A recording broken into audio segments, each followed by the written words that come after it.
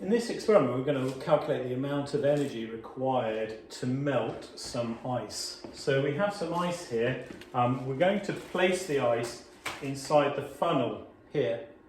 And then inside that funnel, I'm going to place an immersion heater, an electrical heater. And that heater is going to melt the ice and turn it into water. And the beaker here is going to be sat on a balance. So that's going to measure how much ice has been converted to water. So when I've got 6 grams of water in here, that's come from 6 grams of ice in the funnel.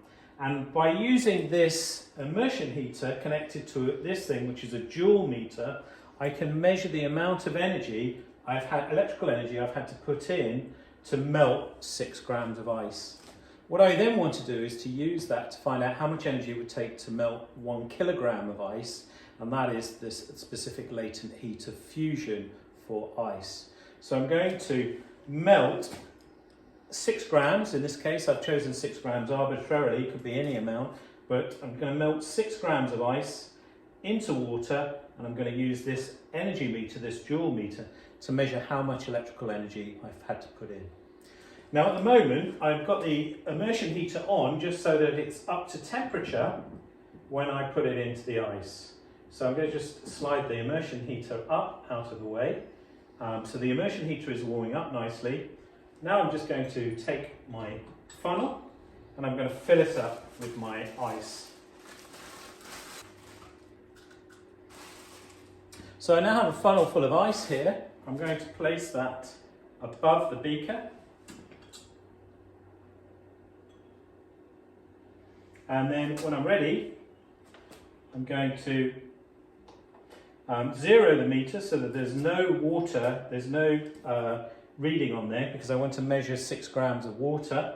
So I'm going to put the immersion heater in there, zero the Joulemeter, zero the scales, and then I can start to work out how much energy it's going to take.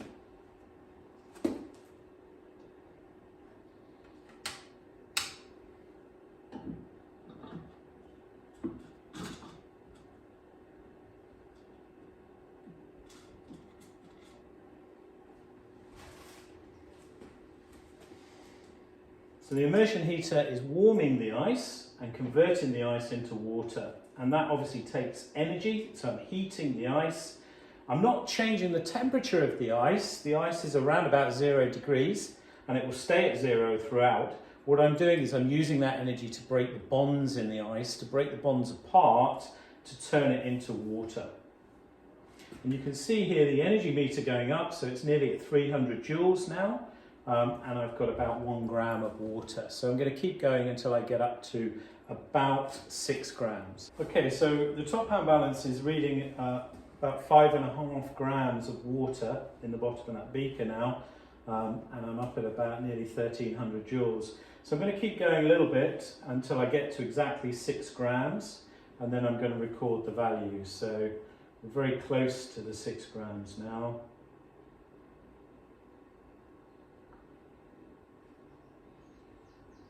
And that's 6 grams there. So that's 1,400 joules of energy required to melt 6 grams. 1,400 joules of energy required to melt 6 grams of ice to water.